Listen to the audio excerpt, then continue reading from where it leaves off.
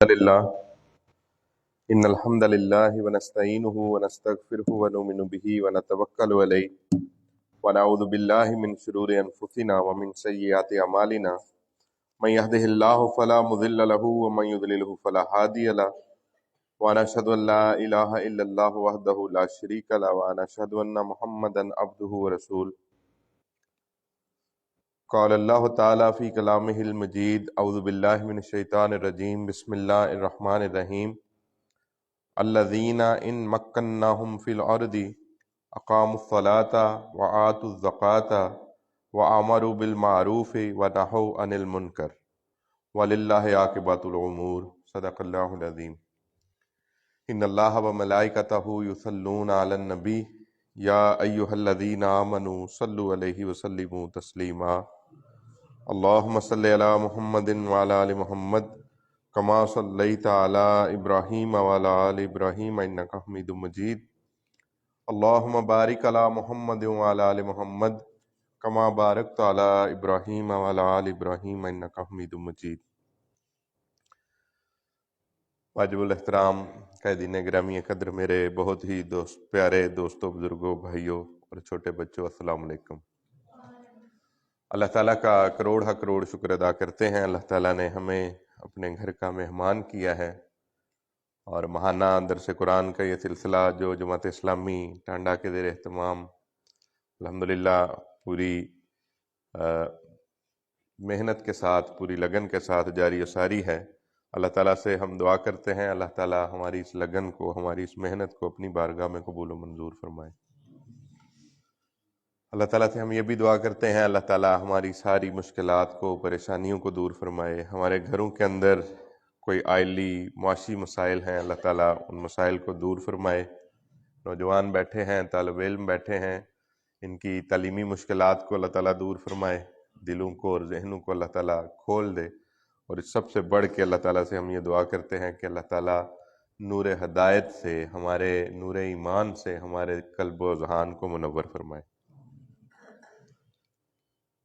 میں نے ابھی آپ کے سامنے سورہ الحج کی آیت نمبر 41 تلاوت کرنے کا شرف حاصل کیا ہے۔ اس میں رب تعالیٰ فرماتے ہیں کہ وہ لوگ کہ اگر ہم انہیں دنیا میں حکومت دے دیں تو وہ نماز کی پابندی کریں اور زکوٰۃ دیں اور نیک کام کرنے کا حکم کریں اور برے کاموں سے روکیں، اور ہر کام کا انجام تو اللہ کے ہی ہاتھ میں ہے۔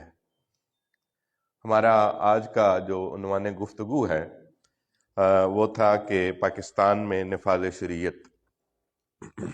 یہ ایک ایسا موضوع ہے کہ میرا خیال ہے کہ میں نے ذاتی طور پہ جب سے ہوش سنبھالی ہے، علماء کرام کی گفتگوؤں کے اندر اور پاکستان میں سیاسی سطح پہ بھی، ملکی سطح پہ بھی یہ بات بڑی گردش کرتی رہی ہے، یہ مطالبہ بڑا گردش کرتا ہے کہ پاکستان میں نفاذ شریعت ہونی چاہیے۔ اگر یہ بھی کہا جاتا ہے کہ پاکستان میں شریعت مکمل طور پہ نافذ ہے، کچھ لوگ ایسا بھی کہتے ہیں، پاکستان کا قانون اسلامی ہے، اور بلا شبہ یہ اسلامی بھی ہے۔ میں خود بھی سمجھتا ہوں، جماعت اسلامی کی ساری قیادت، ہماری ساری جدوجہد کے اندر یہ بات بالکل تیقن کے ساتھ کہی جاتی ہے کہ پاکستان کے اندر جو بنا ہوا قانون ہے وہ بلا شبہ اسلامی ہے۔ لیکن میں 2-3 عنوانات، بلکہ 3 عنوانات کے تحت اپنی بات آپ کے سامنے رکھوں گا کہ سب سے پہلے تو یہ جو لفظ ہم بولتے ہیں کہ نفاذ شریعت، تو یہ نفاذ شریعت کیا ہے، اور ہم شریعت کا نفاذ پاکستان میں کیوں چاہتے ہیں، اور تیسرا ہے کہ ہم پاکستان میں شریعت کا مکمل نفاذ کیسے چاہتے ہیں۔ تو یہ تینوں سوال جو ہیں ہمارے سامنے ہیں، انہی پہ چند گزارشات پیش کروں گا۔ پہلا یہ کہ شریعت کیا ہے، دوسرا یہ کہ ہم شریعت کیوں چاہتے ہیں، اور تیسرا یہ کہ شریعت کیسے چاہتے ہیں۔ تو سب سے پہلے شریعت کیا ہے؟ کوئی کہنے کو اس میں جس قدر بھی چاہے ہیجان پیدا کرے، اس بات کو جتنی چاہے طوالت دے، اگر اس کا مقصد اللہ اور اللہ کے رسول کی خوشنودی نہیں ہے، اللہ اور اللہ کے رسول صلی اللہ علیہ وآلہ وسلم کا عطا کیا ہوا نظام نافذ کرنا نہیں ہے، تو پھر ان گمن گیریوں کے اندر بڑا آتا ہے کہ شریعت کیا ہے جی۔ تو بالکل دو ٹوک انداز میں ہمیں یہ پتہ ہونا چاہیے کہ قرآن مجید اور سنت رسول اللہ صلی اللہ علیہ وآلہ وسلم یہ شریعت ہے، اس میں کوئی پیچیدہ سوال نہیں ہے۔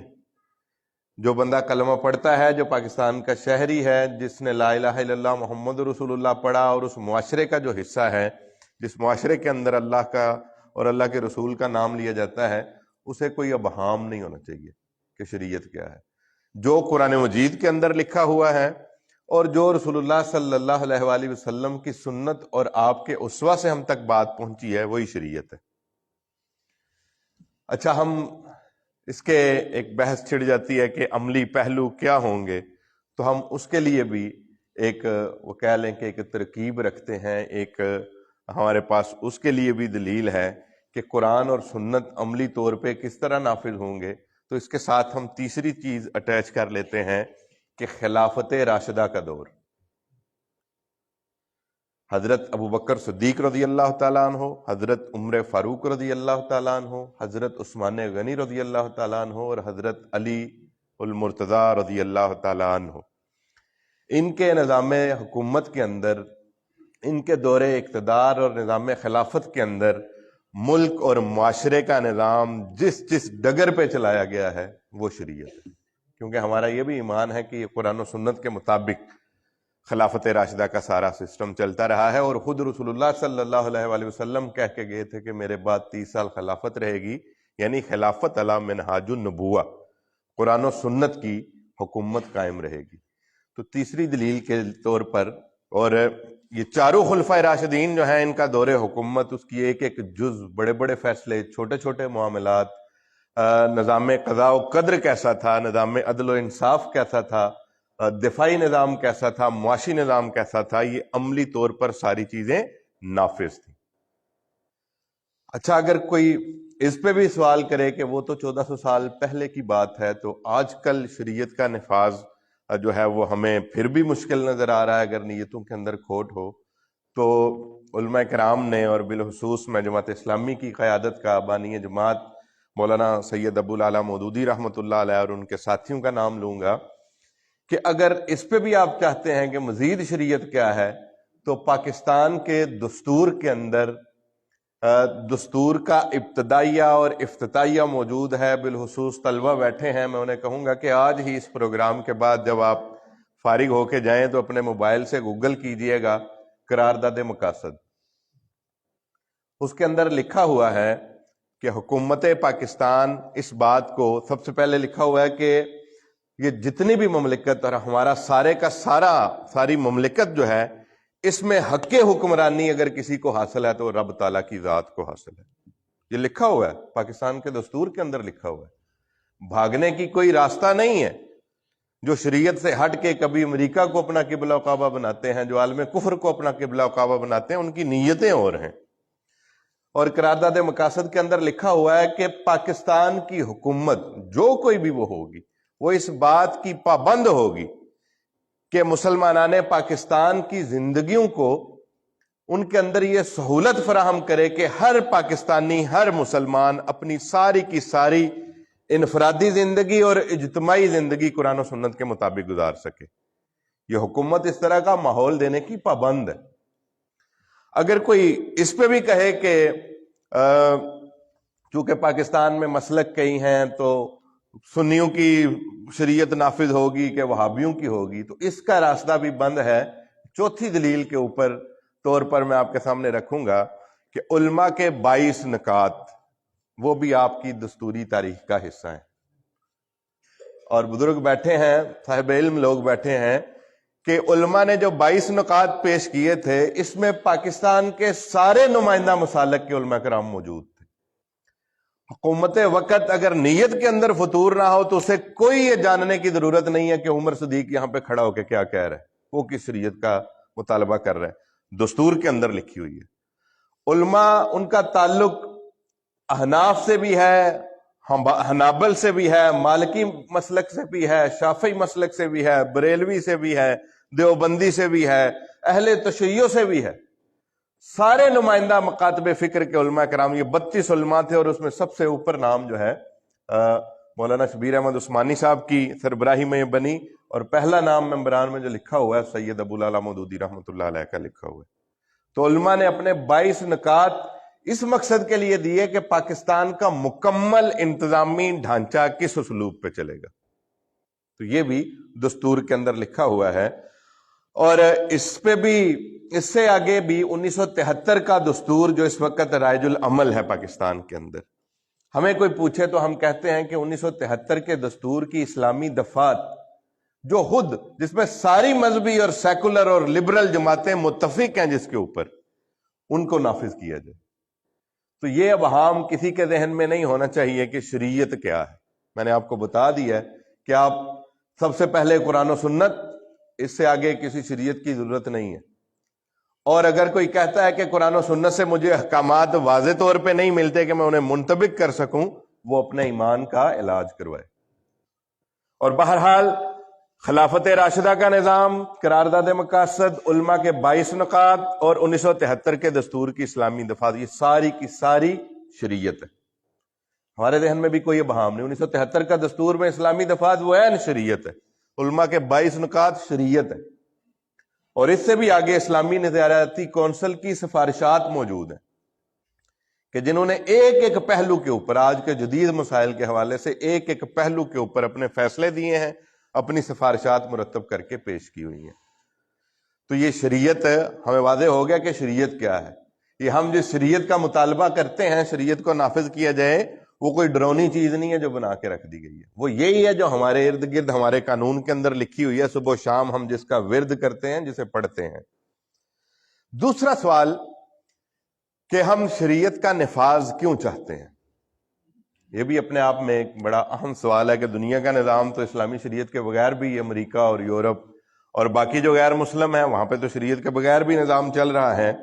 تو ہم یہ کہتے ہیں کہ ہم شریعت کا نفاذ اس لیے چاہتے ہیں کہ یہ ہمارے ایمان کا بنیادی تقاضا ہے، کیونکہ اگر ہم شریعت اور اللہ کے نازل کیے ہوئے قانون کے مطابق زندگی نہیں گزار رہے تو ہمارا ایمان اور عقیدہ فاسد ہو جاتا ہے، ہمارے قول اور عمل کے اندر تفاوت ہو جاتی ہے، ہم منافق ہو جاتے ہیں علی الاعلان۔ اگر ہم کہیں کہ ہم شریعت اسلامیہ، ہم اسلام کو اپنا دین مانتے ہیں لیکن شریعت اسلامیہ کے مطابق ہم زندگی نہیں گزار سکتے، تو اس سے مراد ہے کہ ہم منافق ہوتے ہیں، ہم مانتے کچھ اور ہیں، کرتے کچھ اور ہیں۔ اور یہ بیچارگی صرف ہمارے ساتھ ہی کیوں؟ امریکہ ایک ملک ہے، طاقتور ملک ہے، اس کی باقی اچھے برے پہلوؤں پہ بعد میں بات کرتے ہیں، یا اس کی ضرورت نہیں ہے۔ امریکہ کا ایک آئین موجود ہے، امریکی لوگ جس بات کے اوپر اعتقاد رکھتے ہیں، جس آئین اور قانون کو وہ درست مانتے ہیں، وہ بے شک ہماری نظروں میں غلط ہے، امریکی اسے درست مانتے ہیں۔ امریکہ کا سارا نظام امریکی آئین کے اوپر چل رہا ہے، جو جو ان کے آئین کے اندر لکھا ہوا ہے، سارے کے سارے شہریوں کو وہ حقوق حاصل ہیں۔ ان کے آئین کے اندر لکھا ہوا ہے کہ فلاں مہینے کی فلاں تاریخ کو الیکشن ہوں گے، وہ ہوتے ہیں۔ اس میں لکھا ہوا ہے صدر کو یہ اختیارات حاصل ہوں گے، ان کے جو پارلیمنٹ ہے ان کو یہ حقوق حاصل ہوں گے، ان کے ادارے اس طرح چلیں گے، وہ چلتے ہیں۔ یہ بیچارگی ہمارے ساتھ ہی کیوں ہے کہ ہم مانتے ہیں کہ اللہ کے سوا کوئی حاکم مطلق نہیں، ہم یہ مانتے ہیں کہ قرآن و سنت کا نظام ہمارے لیے راہ نجات ہے، ہم اس پہ یقین رکھتے ہیں، لیکن ہم اس کے مطابق زندگی نہیں گزار سکتے۔ تو یہ ظلم اور زیادتی ہے۔ تو ہم شریعت کا نفاذ کیوں چاہتے ہیں؟ یہ ہمارے ایمان کا بنیادی تقاضا ہے۔ دوسری یہ بات کہ ہم اس بات کا رب کائنات نے ہمیں پابند کیا ہے۔ اللہ تعالیٰ کہتے ہیں وَمَن لَّمْ يَحْكُمْ بِمَا أَنزَلَ اللَّهُ فَأُولَٰئِكَ هُمُ الْكَافِرُونَ، کہ جو اللہ کے نازل کیے کے مطابق فیصلہ نہیں کرتے وہ کافر ہیں۔ تو اللہ تعالیٰ نے مجھے اور آپ کو، ہم سب کو پابند کیا ہے کہ جو آسمانوں سے ہدایت نازل ہوگی تمہاری طرف تم اس کی پیروی کرو گے۔ تو ہمیں رب تعالیٰ نے اس کا پابند بھی کیا ہے۔ اور تیسری اور بڑی اہم بات اس حوالے سے کہ یہ پاکستان جب بنا تھا 1947 سے پہلے، ہمارا جو خطہ تھا یہ سارا ہندوستان کہلاتا تھا، تو جو اس مقصد کے لیے ہم نے پاکستان بنایا تھا وہ تو تھا ہی یہ کہ ہم یہاں پہ قرآن و سنت والی شریعت نافذ کریں گے۔ تو یہ اس لیے بھی ضروری ہے کہ ہم ہمارا مقصد جو ہے، پاکستان کا مقصد وجود ہی اسلام اور شریعت اسلامیہ ہے. ورنہ کیا تھا، جب تک اسی ہندوستان کے معاشرے میں رہ کے صرف مسلمانوں کی نوکریوں کی بات ہوتی تھی کہ مسلمانوں کو نوکریوں میں حصہ دیا جائے، ان کی معیشت بہتر کی جائے، یہ کام تو مسلم لیگ سے بہت زیادہ اچھے طریقے سے کانگریس کر رہی تھی. جن نے تاریخ پڑھی ہے وہ جانتے ہیں کہ کانگریس کے پہلے صدر جو تھے، بڑے بڑے صدر جو رہے ہیں، وہ مسلمان رہے تھے. مولانا ابوالکلام آزاد جیسی بڑی ہستی جو ہے، بڑے جید عالم دین، وہ کانگریس کا حصہ تھے. مسلمانوں کے حقوق کی تو بات وہ بھی کرتے تھے. تو یہ پاکستان کا حاصل کرنا کیوں ضروری تھا؟ کیونکہ اجتماعی ہندوستان کے اندر رہتے ہوئے، اکھنڈ بھارت کے اندر رہتے ہوئے شریعت کا مطالبہ نہیں ہم کر سکتے تھے. 10 لاکھ سے زائد لوگوں نے اپنی جانیں اس لیے دی، ہزاروں لاکھوں خواتین نے اپنی عزتوں کو جو ہے وہ پیش کیا مجبور ہو کے. وہ کس مقصد کے لیے کیا تھا؟ کہ پاکستان ہم اس مقصد کے لیے بنا رہے ہیں کہ یہاں پہ شریعت کا نفاذ ہوگا.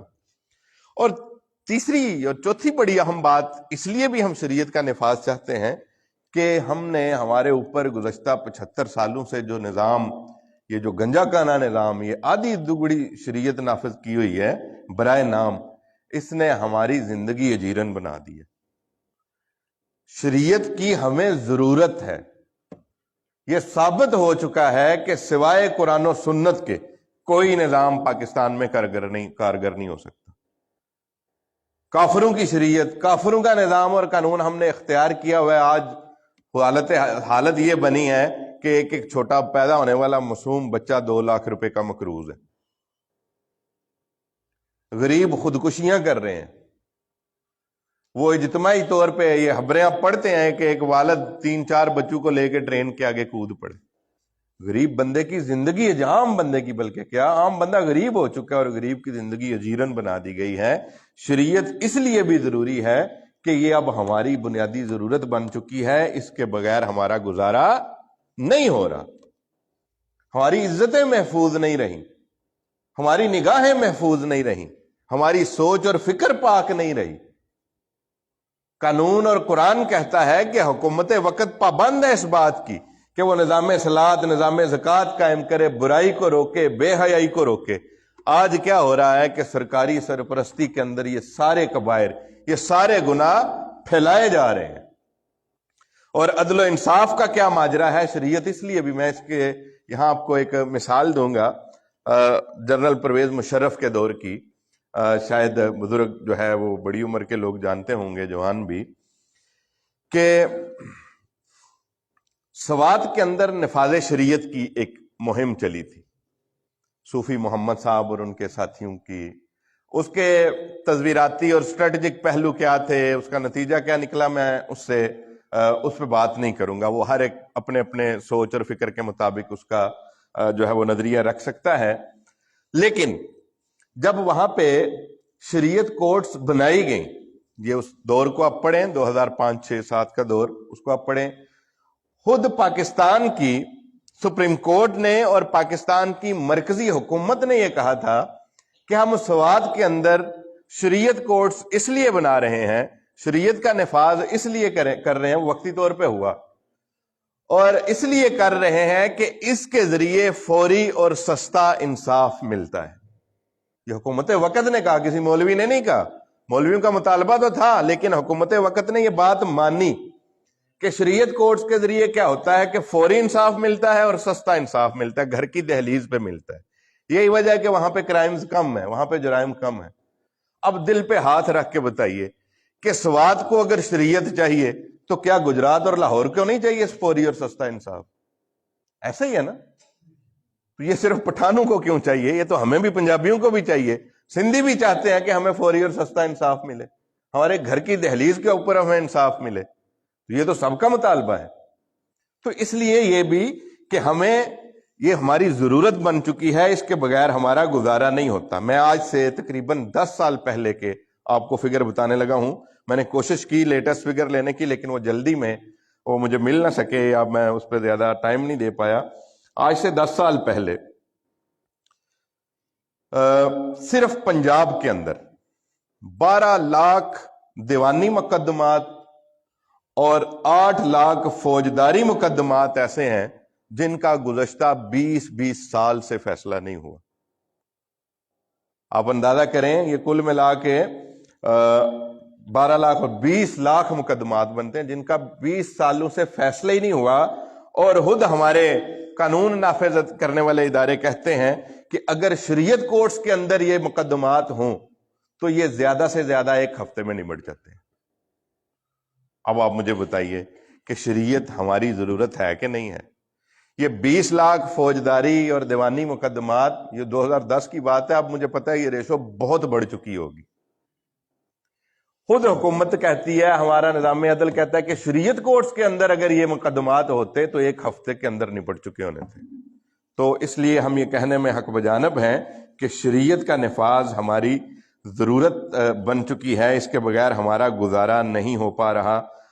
دنیا کے اندر یہ برطانیہ کی مثال آپ لے لیں، صدیوں سے وہاں پہ میگنا کارٹا اور مسودہ حقوق رائٹس ایکٹ وہاں پہ بنا ہوا ہے، صدیاں گزر گئی ہیں، وہ سارے کا سارا نظام انہی روایات اور مطالبات کے مطابق گزارتے ہیں، وہ سارا قانون ان کا اسی کے مطابق چل رہا ہے۔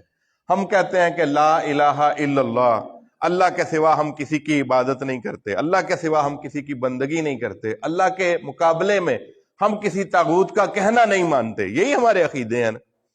لیکن ہمیں رب اور رب کا رسول جو مرضی کہیں، امریکہ اور IMF اور ورلڈ بینک سے ایک صحیفہ اگر ایک لکھا ہوا کاغذ آ جائے نا، ہمارا سارے کا سارا نظام اسی طرف چلنا شروع ہو جاتا ہے۔ یہ ہماری مجبوری بن چکی ہے، میں تو نہیں چاہتا، یقیناً آپ بھی نہیں چاہتے، تو ہمیں کیوں اس نظام کے اندر گھسیڑ دیا گیا ہے، گھسیڑنے کی کوشش کی جا رہی ہے کہ جس میں ہمارا بال بال قرضے کے اندر ڈوب چکا ہے، ہماری عزتیں محفوظ نہیں رہیں، ہماری سوچ اور فکر محفوظ نہیں رہی، یہاں تک کہ ہمارا ایمان اور عقیدہ تک بھی محفوظ نہیں رہا۔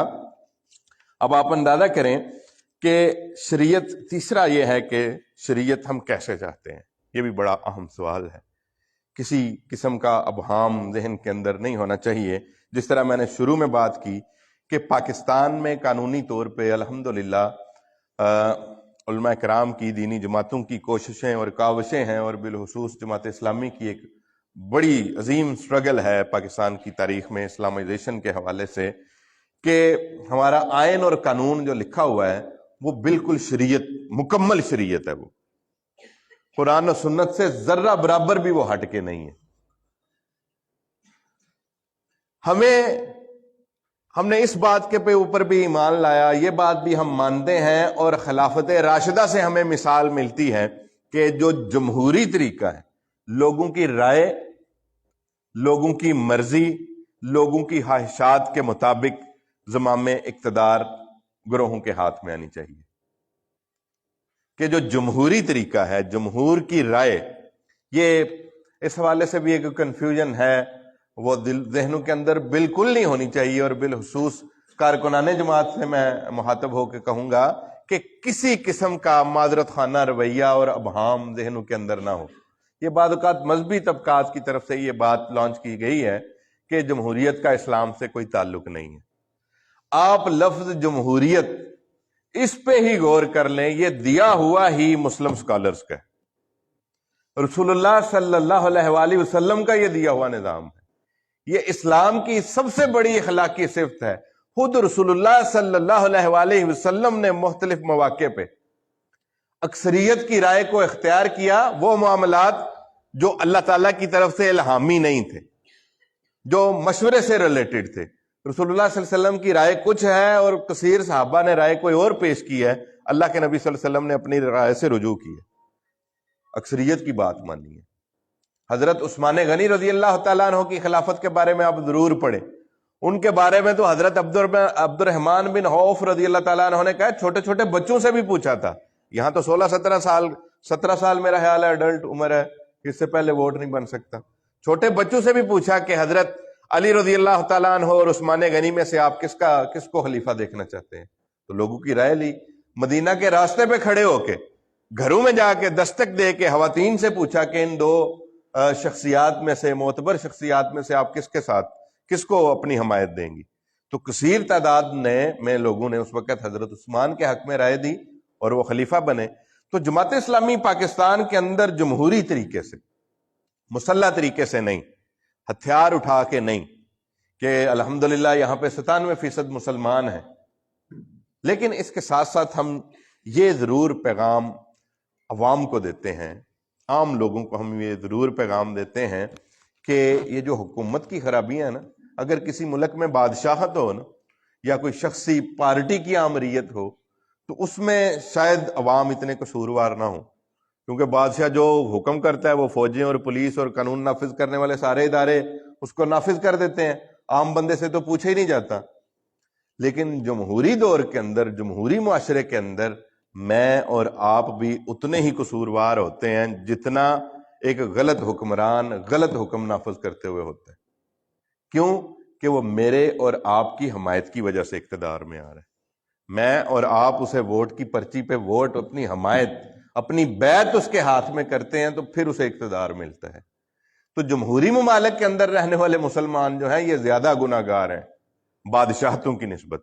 کہ میرا اپنا پرسیپشن ہے، میرا اپنا خیال ہے، غلط بھی ہو سکتا ہے، کیونکہ بادشاہتوں میں تو بادشاہ نے محل کے اندر بیٹھ کے حکم نافذ کر دیا، یہاں تو ہر 5 سال بعد ہمیں موقع ملتا ہے کہ آپ کسی ایماندار بندے کا انتخاب کر لیں یا کرپٹ کا کر لیں، آپ کسی اللہ اور اللہ کے رسول کا نام لینے والے کا انتخاب کر لیں یا برادری کے اوپر ابھارنے والے کا انتخاب کر لیں۔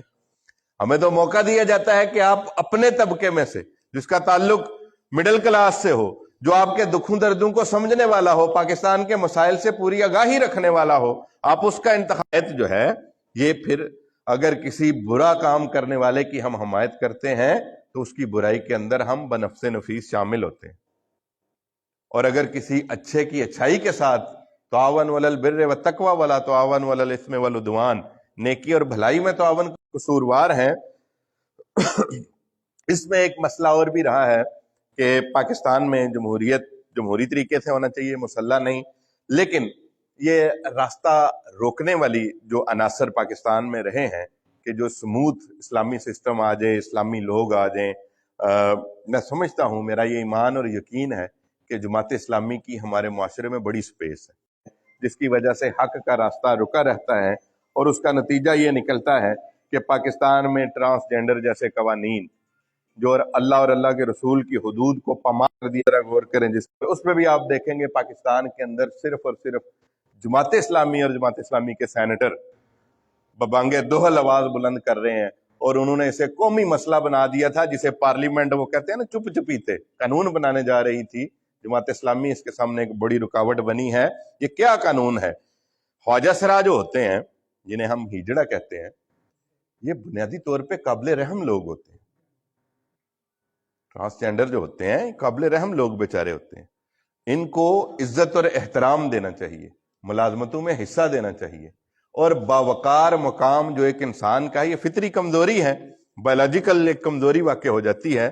اور دوسری یہ بات بھی کہ ایسے لوگ بہت تھوڑے ہیں، آٹے میں نمک سے بھی کم ہے۔ اس قانون کے ذریعے کیا کیا جا رہا تھا، اب یہ جو اصل خواجہ سرا بیچارے ہوتے ہیں، یہ انہیں مانگنا پڑتا ہے یا ناچ گانے میں ہم، کیونکہ گھر والوں سے بھی انہیں وہ شفقت اور محبت نہیں ملتی، اپنوں سے وہ اپنائیت نہیں ملتی۔ اس ایکٹ کے پیچھے اب یہ کوئی چھپی ہوئی بات نہیں ہے کہ دنیا کے لیسبین پوری آزادی ہونی چاہیے۔ لڑکی اگر لڑکی سے شادی کرنا چاہتی ہے تو اسے پوری آزادی ہونی چاہیے، یہاں تک کہ یہ کہتے ہیں کہ اپنی جنس اگر کوئی تبدیل کروانا چاہے، کوئی لڑکے سے لڑکی بننا چاہے یا لڑکی سے لڑکا بننا چاہے، تو اسے یہ اختیار ہے۔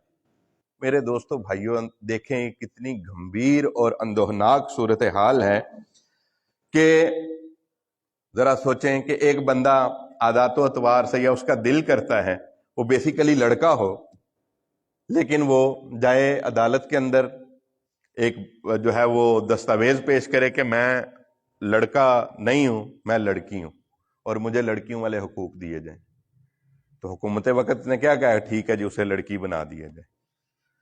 اب آپ اندازہ کریں، خدا نہ خواستہ کہ میرا اور آپ کا کوئی واقف، ہمارے کوئی رشتہ داروں میں سے ایسا جس کے ساتھ ہمارا آنا جانا، جس کے گھروں میں آنا جانا ہو، کہ ایک بیسیکلی وہ لڑکا ہے لیکن قانونی طور پہ وہ لڑکی بن کے ہمارے گھر میں خواتین کے ساتھ بیٹھ کے وہ لڑکیوں والا معاملہ کرے، لڑکیوں کی طرح سہیلی بن جائے ان کی، کیونکہ لڑکیوں سے تو لڑکیوں کا پردہ نہیں ہے اس طرح جس طرح مردوں سے ہے۔ تو ہم یہ بات گوارا کر سکتے ہیں؟ نہیں نہ کر سکتے۔ میں اب آپ کو بڑے پریشان کن فگر اس حوالے سے بتاتا ہوں کہ جب سے یہ ایکٹ چلا ہے اب تک پاکستان میں 29,000 درخواستیں جنس تبدیلی کی آ چکی ہیں۔ یہ جس وقت میں بات کر رہا ہوں اس وقت ان کی تعداد بہت بڑھ چکی ہوگی، کیونکہ یہ کچھ عرصہ پہلا کے فگر ہیں۔ 29,000 درخواستیں موصول ہو چکی ہیں، جس میں سے 16,530 ایسے کیسز تھے جس میں مرد عورتیں بنی ہیں۔ وہ مرد تھے لیکن انہوں نے قانونی طور پہ کہا جی ہمیں عورت سمجھا جائے۔ وہ ہیں مرد ہی، اندر سے بھی، سوچ فکر سے بھی، اپنی جسمانی ساخت سے بھی مرد ہیں۔ اور اسی طرح 15,154 ایسی عورتیں ہیں جنہوں نے خود کو مرد ڈکلیئر کروایا۔ مجھے آپ بتائیے کہ اللہ اور اللہ کے رسول کی حدوں کو پامال کرنے والی بات ہے کہ نہیں ہے؟ یہ اللہ کے عذاب کو اپنی طرف متوجہ کرنا ہے کہ نہیں ہے؟ تو شریعت اس لیے بھی ضروری ہے کہ اس کے بغیر ہمارا چارہ نہیں ہے۔ مجھے بتائیے، آپ ٹانڈا سے تعلق رکھنے والے لوگ ہیں اور گرد و نواح سے آپ بڑے با اثر لوگ ہیں، مجھے بتائیے کہ اللہ تعالیٰ نے جو کہا کہ جو میں نے سورہ حج کی آیت نمبر 41 پڑھی کہ اگر ہم انہیں حکمرانی دیں، اگر ہم انہیں اقتدار دیں، حکومت دیں، تو ان کا کام ہے کہ نظام صلاۃ قائم کریں، تو ان کا کام ہے کہ نظام زکوٰۃ قائم کریں، اور ان کا یہ کام ہے کہ یہ ہر بدی اور برائی سے روکیں اور ہر نیکی اور اچھائی کا حکم دیں۔ اور اللہ کہتا ہے کہ ہر کام کا انجام اللہ کے ہاتھ میں ہے۔ مجھے بتائیے کہ جن پارٹیوں کے پیچھے ہم لگے ہوئے ہیں وہ یہ نظام صلاۃ اور زکوٰۃ قائم کریں گی؟ گزشتہ 75 سالوں میں انہوں نے کیا ہے۔ اگر آپ سمجھتے ہیں کہ محترم آصف علی زرداری صاحب اور ان کا بیٹا بلاول بھٹو یہ شریعت قرآن و سنت والی نافذ کرے گا تو پھر ٹھیک ہے، ان کا ساتھ دیں۔ اگر آپ سمجھتے ہیں کہ میاں نواز شریف اور ان کا سارا خاندان جن کے کرتوت ہمارے سامنے ہیں وہ اس قرآن و سنت والی شریعت کو مکمل طور پہ سمجھتے جانتے ہیں اور وہ نافذ کریں گے، تو پھر اگر آپ سمجھتے ہیں یہاں تک کہ بات چلتے چلتے عمران خان تک اور پرویز لائی اور وجاد حسین اور یہاں پہ جو ہمارے یہاں پہ کیا نام ہے جی جو ہم نے اپنے بنائے ہوئے ہیں سربراہان، یہ شریعت کا نفاذ کریں گے؟ کیا یہ خود شریعت کو جانتے ہیں؟ کیا خود اپنی ان کی عملی زندگیاں قرآن و سنت کے پیرائے اور اس کے سائے میں گزر رہی ہیں؟ تو میرے دوستو بھائیو، یہ صرف سیاسی بات نہیں ہے، یہ صرف ہیجانی بات اور جذباتی بات نہیں ہے۔ اللہ تعالیٰ نے جو شریعت ہماری آسمانوں سے نازل کی ہے اس کے مطابق اگر ہم فیصلہ نہیں کرتے تو وہ ہمارا حشر دنیا کے اندر دیکھ لیں کہ ہم ہر وقت سٹیک پہ رہتے ہیں، ہر وقت خطرے کی زد میں رہتے ہیں، پتہ نہیں کب پاکستان دیوالیہ ہو جائے۔ عدالتی نظام کے اندر ہمارا نمبر 134واں ہو گیا، 206 ٹوٹل ملک ہیں اور جنگل کے قانون بھی موجود ہیں، جنگل بھی ہیں، ان میں ہمارا شمار ہوتا ہے۔ اور پاکستان میں ایک معصوم بچہ جو پیدا ہوا ہے ابھی وہ 1,95,000 روپے کا مقروض ہو چکا ہے۔ اس نظام نے ہماری چولیں ہلا کے رکھ دی ہیں، اس لیے ہم چاہتے ہیں کہ شریعت پاکستان کے اندر مکمل طور پہ نافذ ہو۔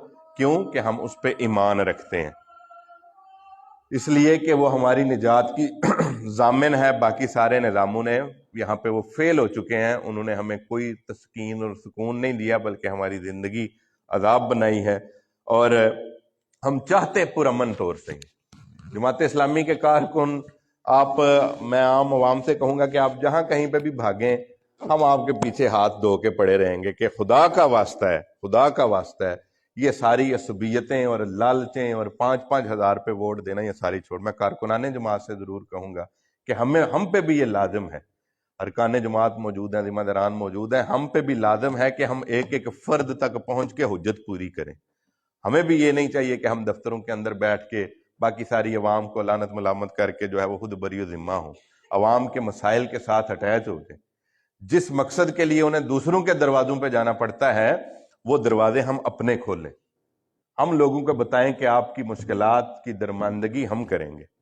آپ کی اگر گلی اور نالی گندی ہے، گلی اور نالی کی بنیاد پہ تو یقیناً ووٹ نہیں دینا چاہیے، لیکن یہ وہ سوشل مسائل ہیں، خود رسول اللہ صلی اللہ علیہ وسلم نے دوسروں کی تکلیفوں کو آگے بڑھ کے اپنی تکلیف بنا کے انہیں تکلیف سے نجات دی ہے۔